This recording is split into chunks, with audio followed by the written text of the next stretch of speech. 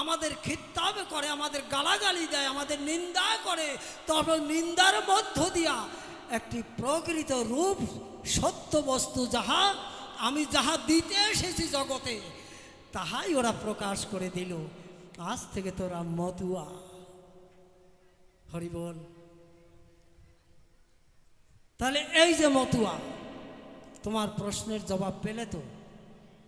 মতুয়া কারে বলে? মতুয়া মতুয়া শোনো খালি, মতুয়া কারে বলে?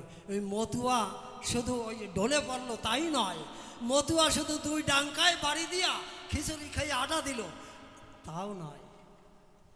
মতুয়ার শব্দের ব্যুৎপত্তিগত শব্দার্থ তার জীবনের সঙ্গে যদি যুক্ত করতে পারে সেই জন্যই মতুয়া, তার থেকে সৃষ্টি হতে পারে। আজকে হরিচাঁদ ঠাকুর যখন এলেন কয়জন মতুয়া ছিল? আর আজকে 200 বছর পরে আজকে সারা পৃথিবীতে মতুয়া নাম প্রচার হচ্ছে। এমনকি আরব দেশে সেখানেও এই মতুয়ার ভাব আদর্শ তৈরি হয়ে গেছে। সেখানেও হরিনাম কীর্তন হয়, আমেরিকা হয়, জাপানে হয়, জার্মানি হয়, ইংল্যান্ডে হয়। কেন হয়? ওই যে মতুয়া নামের যে ব্যুৎপত্তিগত অবস্থা, এই অবস্থাকে যখন মানুষ বুঝতে পেরেছে এই সংসারের গায়ে, তখনই সারা একদিন দেখবেন আমি থাকবো না, হয়তো আপনিও থাকবেন না, এই জগতের সংসার একদিন মতুয়াময় হবে, হবে, হবেই হবে। হরি বল। তাহলে তোমার একেবারে সংক্ষিপ্ত জবাব দিলাম। আর এর বিরুদ্ধে কি কি বলা যায়? এই যে মতুয়া, তোমাদের আদর্শটা কি? তাই না? এরা কি আদর্শে অনুপ্রাণিত?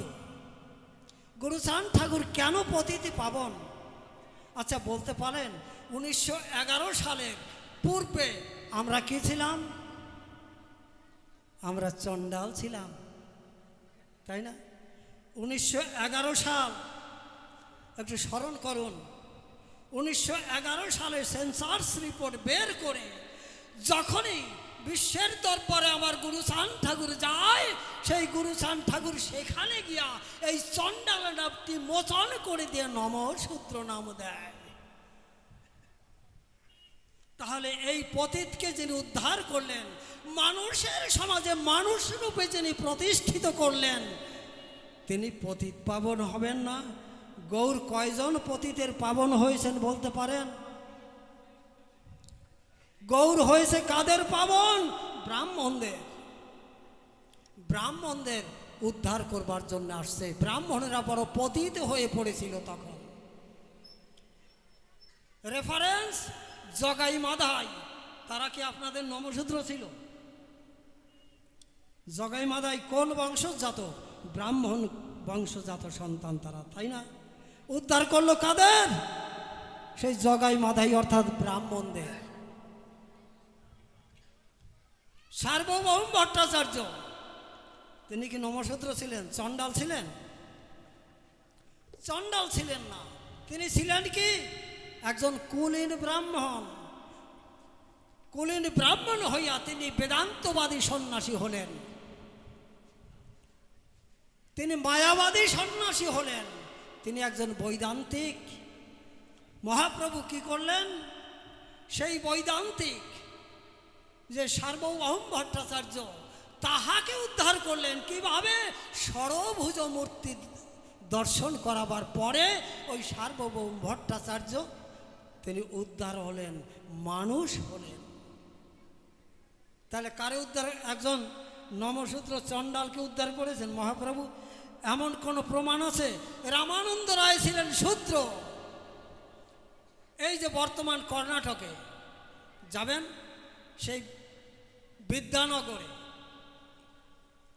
সেই বিদ্যানগরে বসবাস ছিল রামানন্দ রায়ের।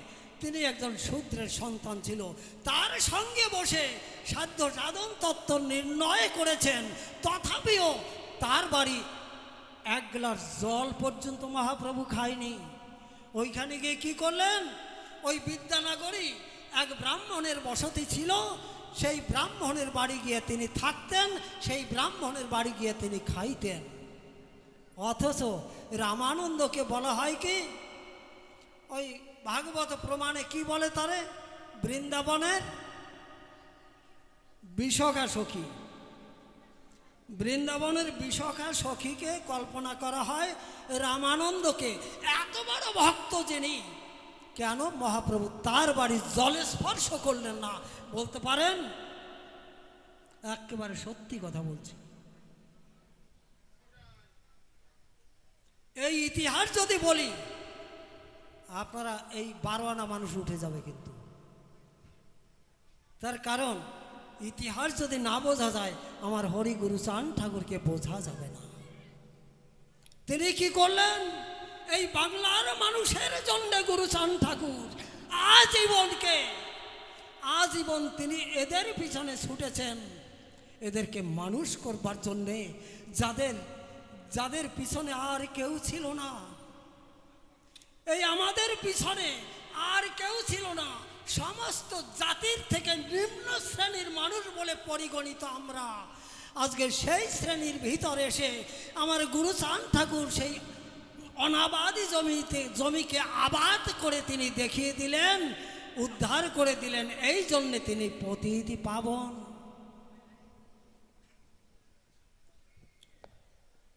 সদানন্দ ভাই, পতিত পাবন সম্পর্কে আগে শাব্দিক অর্থটা বুঝতে হয়। পাবন শব্দের শাব্দিক অর্থটা আগে জানতে হবে, তারপরে ভাবগত অর্থ জানব, এর আগে নয়। তা আর কি ছিল প্রশ্ন? এই যে আমার জগদীশ বাবাজি ভারী সুন্দর উপমা দিয়েছেন, সন্ন্যাসী হয় কি করে। এর প্রশ্ন ছিল কি, গৃহে বসে নেশি বান প্রস্থি ব্রহ্মচারী সন্ন্যাসী হবে। গৃহে বসেই বানপ্রস্থি হবে। গৃহে বসে সকল কিছু সম্ভব একজন গৃহী মানুষের পক্ষেই হয়। একজন ত্যাগী মানুষ, বাসী যারা, তাদের পক্ষে সম্ভব হয়।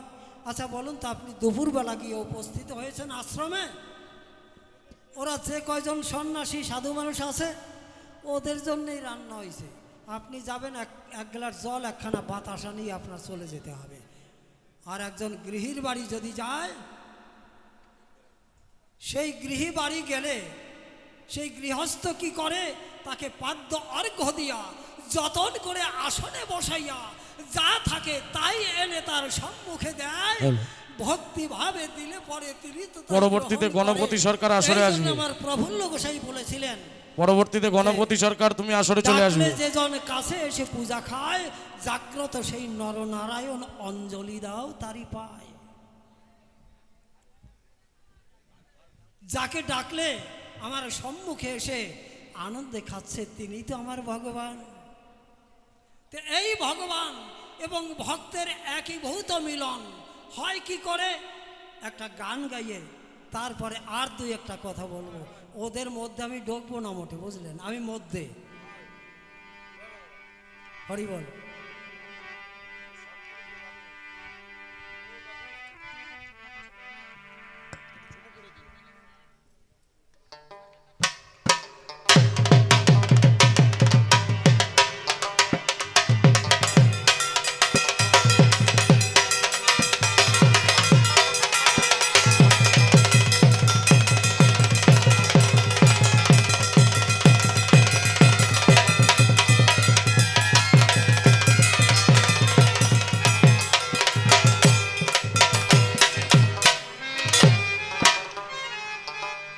হরি বল, হরি বল।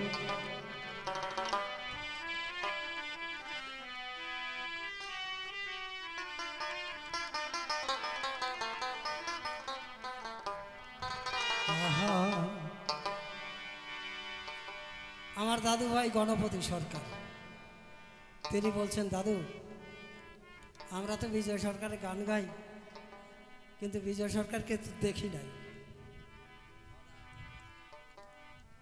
কিন্তু জানি না ঠাকুরের কেমন করুণা। আমি সেই আমার দাদু বিজয় সরকারের সঙ্গ পেয়েছি, বহুদিন ছিলাম একসঙ্গে, তার গান শুনেছি। আমার সেই দাদুরই লেখা একখানি গান আপনাদের শোনাই আমার দাদু ভাই গণপতির অনুরোধে। হরি বল হরি বল। আহা ভরা গনের জোয়ার পাইয়ারে তোমার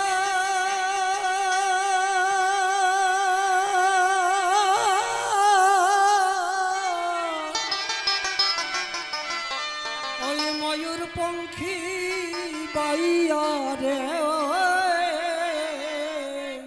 কবে আসবে রে সুজন রশি নায়া ধরা গুণের জোয়ার আয়ারে তোমার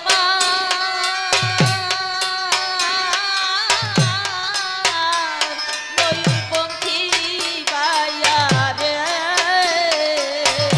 কবে আসবে রে সুজন রশি গুণের জোয়ার আয়ারে তোমার ময়ূরপঙ্খী বায়ারে কবে আসবে রে সুজন রশি আমার হারানো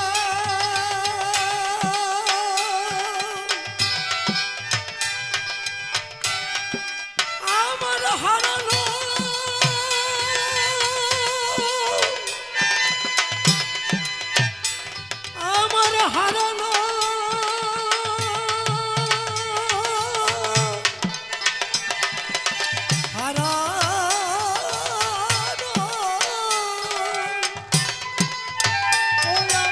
আমার হারানো আনন্দের গান গাই রে কবে আসবে রে সুজন রশি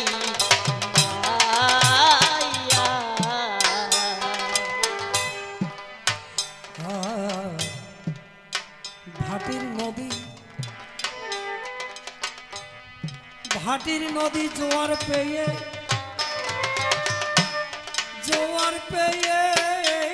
যখন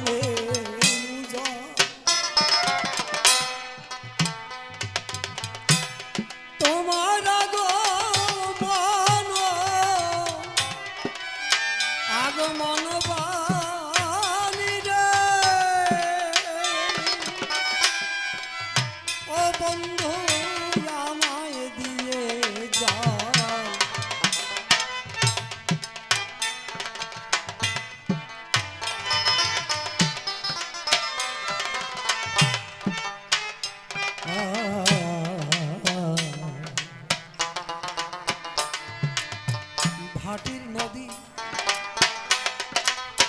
ভাটির নদী জোয়ার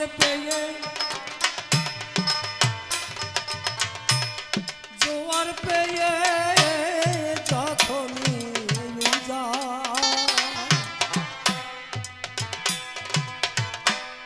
তোমার আগমন বাণী রে ও বন্ধু আমায় দিয়ে যায় বের হয়েছি সেই ভরসা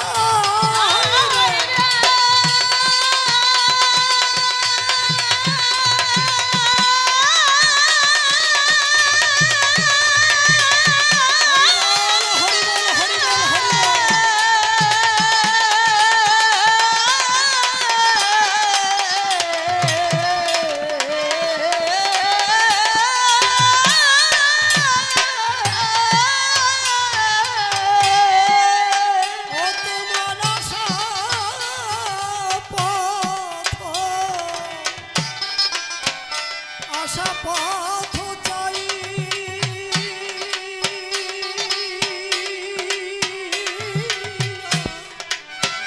ওই আমি ঘর ছাড়া হয়েছি বন্ধু তোমার সাথে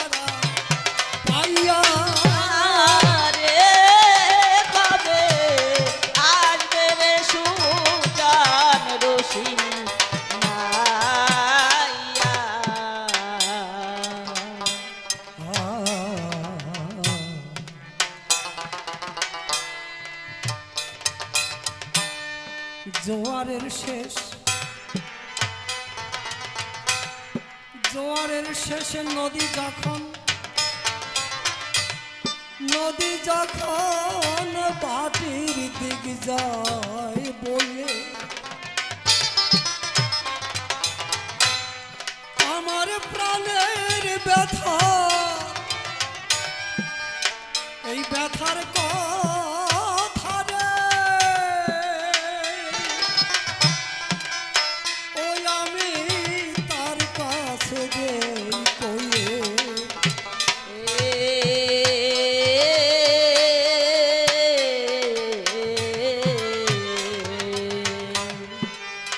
জোয়ারের শেষ,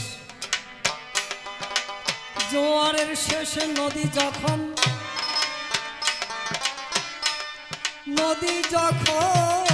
পাটির দিক যায় বলে,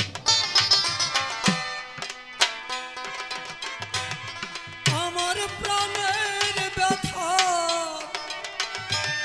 ব্যথার কথা রে ওই আমি তার কাছে দেই কইয়ে।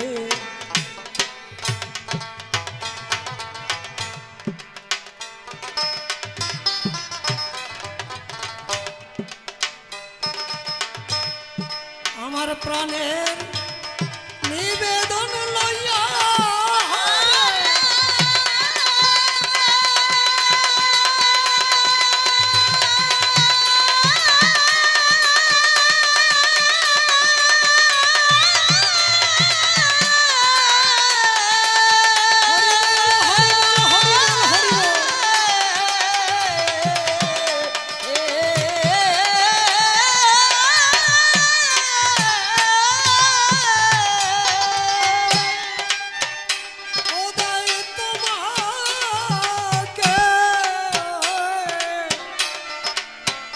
তোমাকে শোধাই,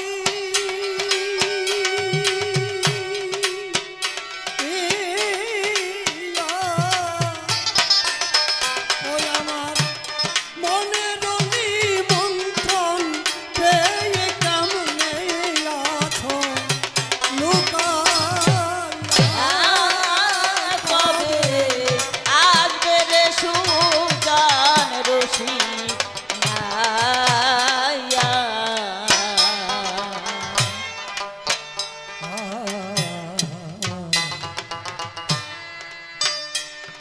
ও বন্ধুরে, আমার প্রাণের বন্ধু রে,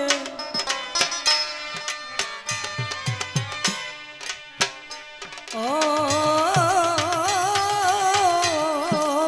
দরদি রে,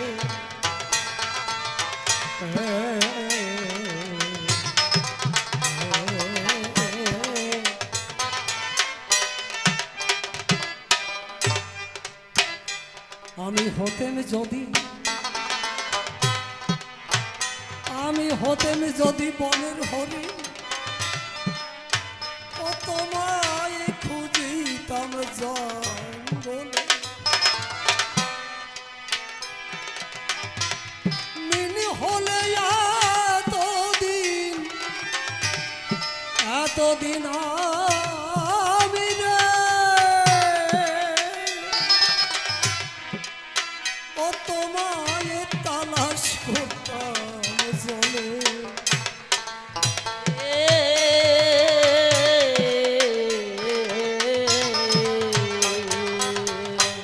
ভক্তি রস কেমন প্রাণ বধুয়ার তরে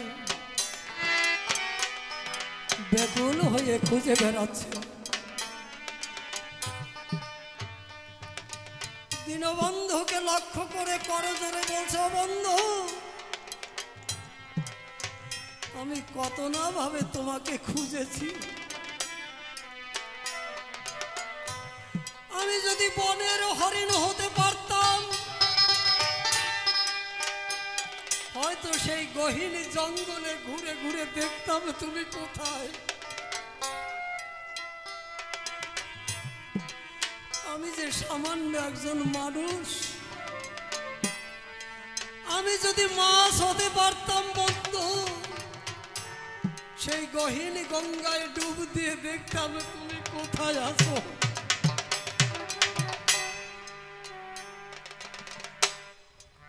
আমাকে তো বিধি পাখির মতো আমাকে পাখা দেয়নি, যে আমি দেশান্তরে ঘুরে গিয়ে তোমাকে দেখব।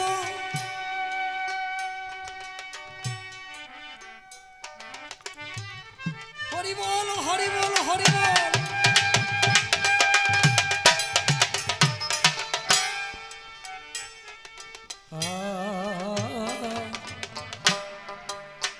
আমি হতাম যদি, আমি হতাম যদি বনের হরিণ,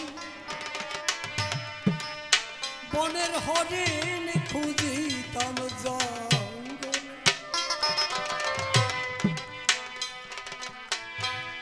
নিনি হলে এতদিন, এতদিন আমি রে তোমায় তালাশ করতাম জলে।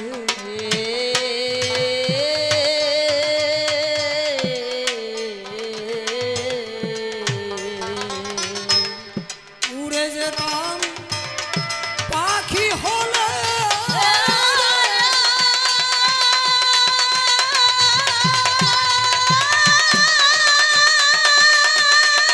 হরি বল, হরি বল, হরি বল, হরি বল, হরি বল।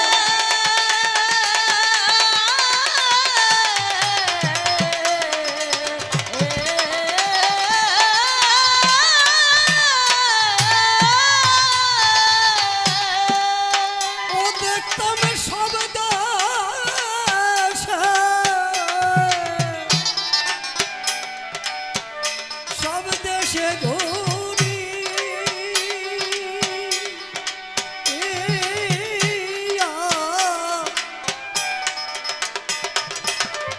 ও দারুণ বিধাতা হয়েছে ওই মুখ আমার কপাল।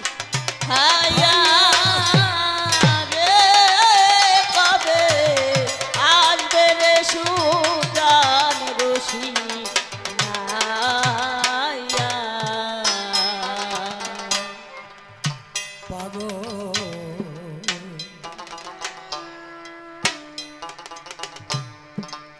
পাগল বিজয় বলে, পাগল বিজয় বলে আমি একজন, আমি একজন শেষের খেয়ার সাথে।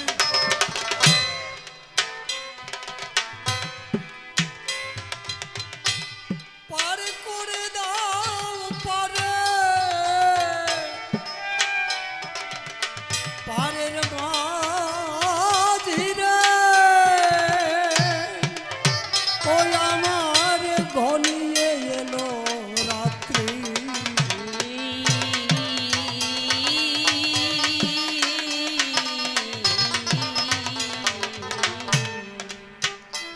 পাগল বিজয় সরকার বলেন, হে দীনবন্ধু, আমার এই জীবনের দিনগুলি শেষ হয়ে গেল।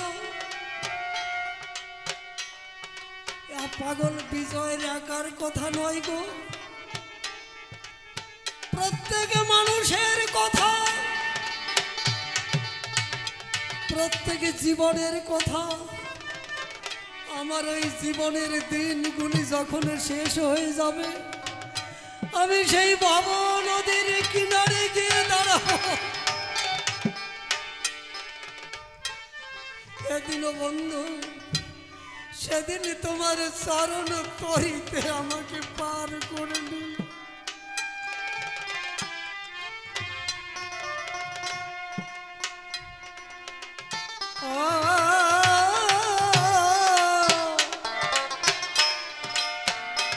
প্রাণের বন্ধুরে,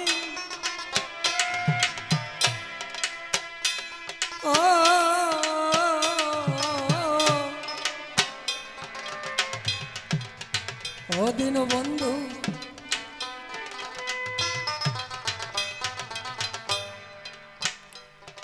হতেন যদি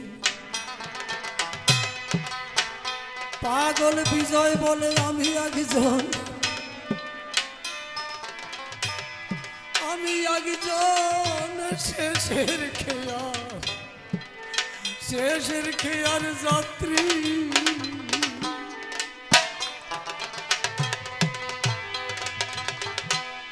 পার করে দাও পারে পারের মাঝিরা,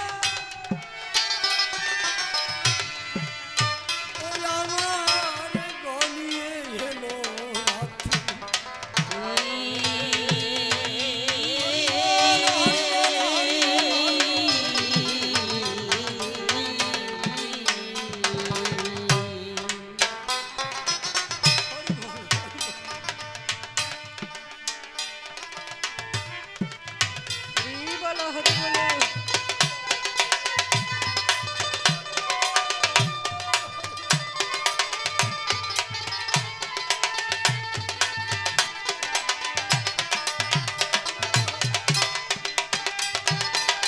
আমার হরিচান গুরুচান প্রেমানন্দ একবার হরি হরি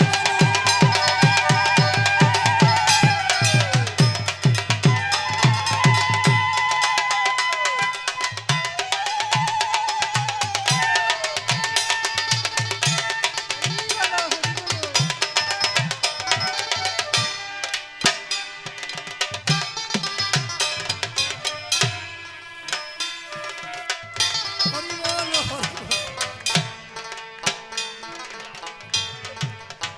হরি বল হরি বল।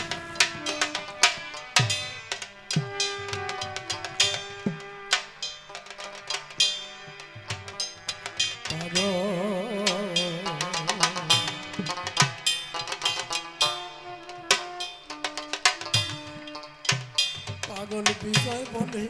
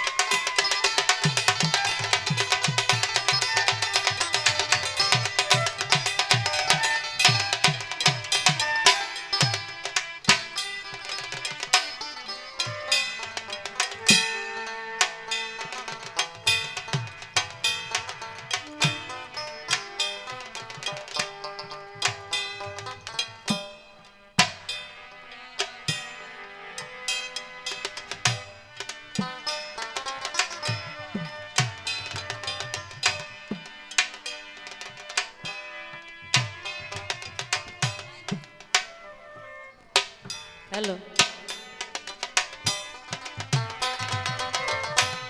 পার করে দাও পারে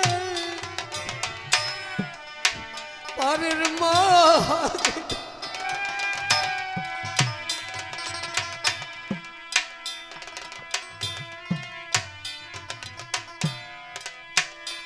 আমার গনিয়ে এলো রাত্রি।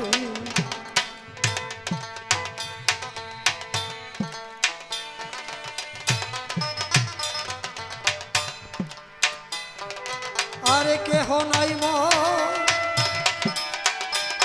সহযাত্রী,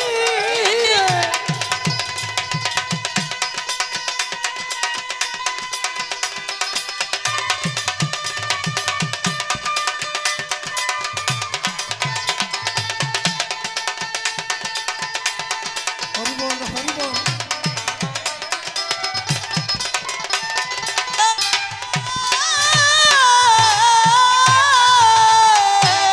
কাঁদি কিনা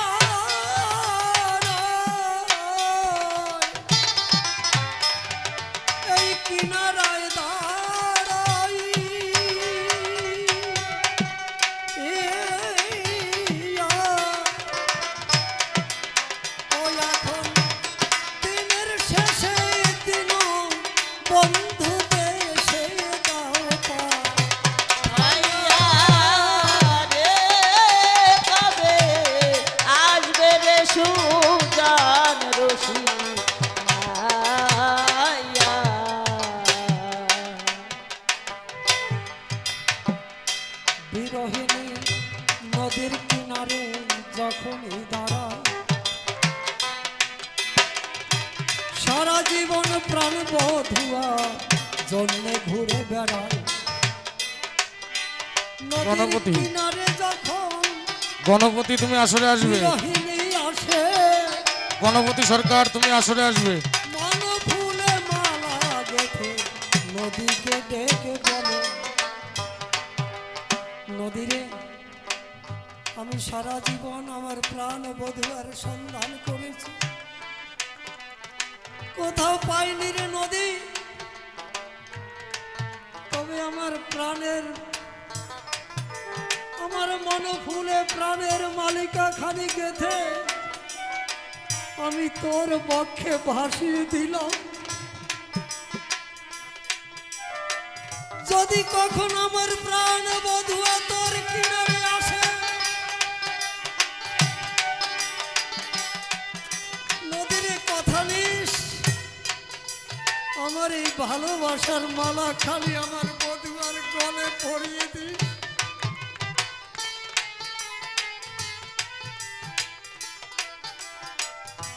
আবার ডেকে নদীর কাছে কেঁদে কেঁদে কয়, দু ফোঁটা চোখের জল নদী দিলাম তোরি গায়, দুই ফোঁটা নয়ন জল তোর জলে মিশায়, তোর কাছে কাতর আবেদন আমি যে জানাই। নদীরে যদি কোনোদিন প্রাণ বধুয়া তো কিনারেতে রয়, জোয়ার হয়ে এই চোখের জলে চরণ দুখানি ধোয়ায়, জোয়ার হয়ে এই চোখের জল দিয়ে তোয়াই দৃশ্যরণ, তাই তুই আমার জীবন সাধনা পূর্ণ হবে তখন। এমন ভাবে বেকুল অবস্থা যখনই যে আসে, অহৈত কি ব্রজ ভক্তি তখনই প্রকাশে। মতুয়াদের ভাবধারার মধ্যে পাঁচটি ভাব রয়, তত্ত্ব কথা শুনুন এবার বসিয়া সভায়। খুব সংক্ষেপে বলতে হবে, আরো সরকার মশাই আছে তো। মতুয়ার পাঁচটি অবস্থা, ধরা মরা সাধু যারা এই সংসারে রয়, আবার গোসাই হয়ে হরিনাম করা দুয়ারে বিদায়, আবার যারা পাগল হলো এই সংসারের গায়, এই যে পাঁচটি ভাব বিরাজ করে মতুয়াদের ভিতরে পায়। কি হয়? ধরা প্রথম, যেজন অধর ধরাকে ধরিছেন যেজন, সেই মানুষকে ধরতে হবে মতুয়া যেজন। আমি তো তাকে দেখি নাই, আমি হরিচাঁদ ঠাকুরকে দেখি নাই, কিন্তু যেজন দেখেছেন ওই মানুষটাকে ধরতে হবে। তাই মতুয়াদের ধরা, তাহার পরে মরা হয়, দেহ থেকে প্রাণে যাওয়া এই মরা নয়। মরা, মরা বলে কারে? ধরা এবং মরা। মরতে হবে কোথায়? মৃত দেহে যা মনে বিকার থাকে না কদাচন, অদর ধরা মানুষের কাছে থাকতে হবে তেমন। তৃতীয় স্তর সাধু বলে আমরা ভবে পাই, সোনার মানুষ গোপাল সাধু লক্ষ্মী খালি পাই। সাধু বলে কারে? মতুয়াদের তৃতীয় স্তর সাধু। হিংসা নিন্দার পরপারে যেজন বিরাজ করে, বন্য পশুর হিংসা ভুলে তারে আলিঙ্গন করে। যেজন হিংসা নিন্দা দ্বন্দ্ব মন্দ সকল কিছুর উপরে তিনি সাধু হন। যেমন গোপাল সাধু জমিতে ধান পেকেছে, কৃষাণেরা গেছে ধান কাটতে, গিয়া দেখছে ধানের মধ্যে এক বাঘিনী বাচ্চা নিয়ে রয়। ওই দর্শন করে কিষানরা দূরে ছুটে যায়।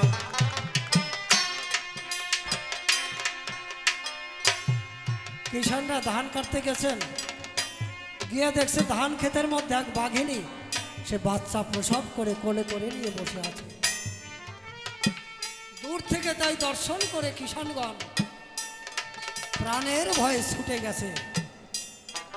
কারণ কি জানেন? এই বাঘিনীরা যখন বাচ্চা প্রসব করে তারা সাংঘাতিকভাবে হিংসা পরায়ণ হয়, অতন্দ্র প্রহরায় থাকে। আমাদের মায়েদের কাছে সন্তান ঘুমিয়ে আছে, মা ঘুমিয়ে পড়েছে, সন্তান গড়াগড়ি করতে করতে কখন যেন খাটের তলায় চলে যায়। দেখেছেন মায়েদের বাৎসল্যের জোর কেমন, আর বাঘিনীদের বাৎসল্যের গাঢ়তা কেমন জানে? ওই বাচ্চা যতদিন পর্যন্ত নিজে শিকার করে না খেতে পারে ততদিন পর্যন্ত বাঘিনী ঘুমায় না। অতন্দ্র প্রহরায় থাকে বাঘিনী যেই জন,